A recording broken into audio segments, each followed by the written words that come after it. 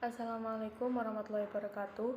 Perkenalkan, nama saya Suci Rahmatul Rizki, NPM 031, kelas Pendidikan Agama Islam G255. Di sini saya akan menjelaskan tentang pentingnya pendidikan multikulturalisme dalam kehidupan. Materi yang akan saya bahas yaitu yang pertama, pengertian pendidikan multikultural, yang kedua, tujuan pendidikan multikultural, yang ketiga yaitu dasar pendidikan multikultural, dan yang keempat, pentingnya pendidikan multikultural. Materi yang pertama yaitu pengertian pendidikan multikultural. Secara etimologis, multikulturalisme terdiri dari 3 kata, yaitu multi yang berarti banyak, kultur yang berarti budaya, dan danisme yang berarti suatu aliran atau paham. Jadi, multikulturalisme adalah suatu paham yang menghargai keberagaman budaya. Multikulturalisme ini sangat penting dalam segala aspek. Adanya multikulturalisme ini dapat membantu mengatasi konflik-konflik yang terjadi karena keberagaman ras, suku, etnis, dan budaya. Pendidikan multikultural adalah salah satu cara untuk menegakkan multikulturalisme. Pendidikan multikultural adalah pendidikan yang menghargai dan menegaskan adanya perbedaan ras, suku, etnis, dan budaya. Pendidikan multikultural ini juga menghargai hak-hak setiap individu dan menerima perbedaan latar belakang setiap individu. Materi yang kedua yaitu tujuan pendidikan multikultural. Pendidikan multikultural ini pada dasarnya bertujuan untuk menyadarkan masyarakat agar dapat menerima perbedaan yang ada. Tujuan lain yaitu yang pertama, menjamin keadilan sosial bagi seluruh warga masyarakat tanpa memandang latar belakang. Setiap warga masyarakat berhak dan wajib dilindungi meski memiliki perbedaan ras, suku, etnis, dan budaya. Mereka harus tetap diperlakukan secara adil. Yang kedua yaitu mengubah struktur lembaga pendidikan. Pendidikan multikultural dapat digunakan untuk mengubah struktur lembaga pendidikan supaya siswa baik pria maupun putri, siswa yang memiliki perbedaan ras, suku, etnis, dan budaya dapat memiliki kesempatan untuk berprestasi di sekolah. Setiap siswa berhak untuk berprestasi karena potensi yang mereka miliki berbeda-beda. Bisa jadi prestasi yang mereka capai pun dapat berbeda-beda. Yang ketiga yaitu mengajari generasi muda untuk menghargai dan menerima pluralisme.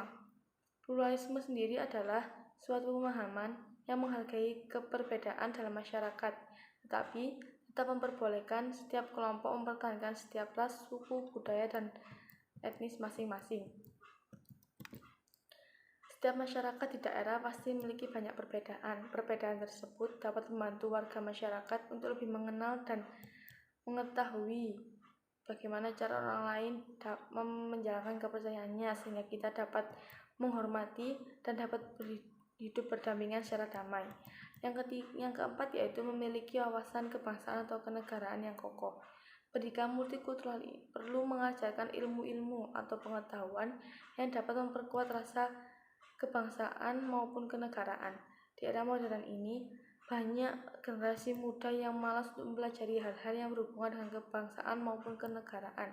Maka dari itu, dengan adanya pendidikan multikultural ini dapat membantu agar generasi bangsa bisa diandalkan dan dapat mengubah negaranya menjadi lebih maju ataupun mempertahankan kemajuan negaranya. Yang kelima yaitu memperkuat pribadi untuk reformasi sosial. Pada dasarnya, setiap siswa yang belajar di sekolah pada akhirnya akan berhadapan langsung dengan masyarakat. Pendidikan multikultural ini dapat mengajarkan cara bersikap, menilai, dan berperilaku sehingga siswa dapat mengurangi dan mengatasi permasalahan perbedaan ras, suku, budaya, dan etnis yang terjadi dalam masyarakat. Materi yang ketiga yaitu dasar pendidikan multikultural. Dasar pendidikan multikultural ini ada 3, yaitu yang pertama, kesadaran nilai penting keberagaman budaya. Setiap siswa pada dasarnya memiliki karakteristik khusus karena mereka memiliki usia, ras, suku, budaya, dan etnis yang berbeda-beda sejak mereka lahir.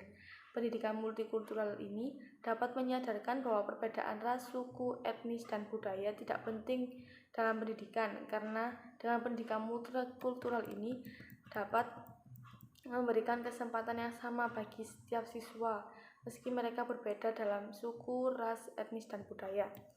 Yang kedua yaitu gerakan pembaruan pendidikan. Setiap siswa memiliki potensi yang berbeda-beda, sehingga mereka mempunyai kemampuan yang berbeda-beda pula. Siswa yang memiliki potensi yang cenderung lebih baik, mereka akan dipindahkan ke kelas favorit dan digabungkan dengan siswa yang lain. Sedangkan siswa yang memiliki potensi lebih rendah tidak memiliki kesempatan untuk masuk kelas tersebut. Seharusnya, meskipun semua siswa memiliki potensi yang berbeda, mereka harus tetap diberikan materi yang sama ataupun kesempatan yang sama, karena bukan berarti siswa yang memiliki potensi rendah tidak dapat berkembang. Bahkan bisa jadi siswa yang memiliki potensi rendah dapat berkembang dengan cepat. Yang ketiga yaitu proses pendidikan.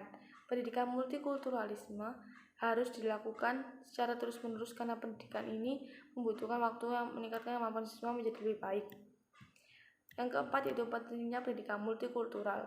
Pendidikan multikultural adalah salah satu cara untuk membantu pendidikan di Indonesia karena di Indonesia memiliki berbagai ragam suku, etnis, dan budaya yang berbeda. Pendidikan multikultural ini dapat meningkatkan potensi yang dimiliki masyarakat Indonesia sehingga masyarakat Indonesia dapat berperan aktif dan dalam mensejahterakan masyarakat dan dapat memajukan bangsa Indonesia.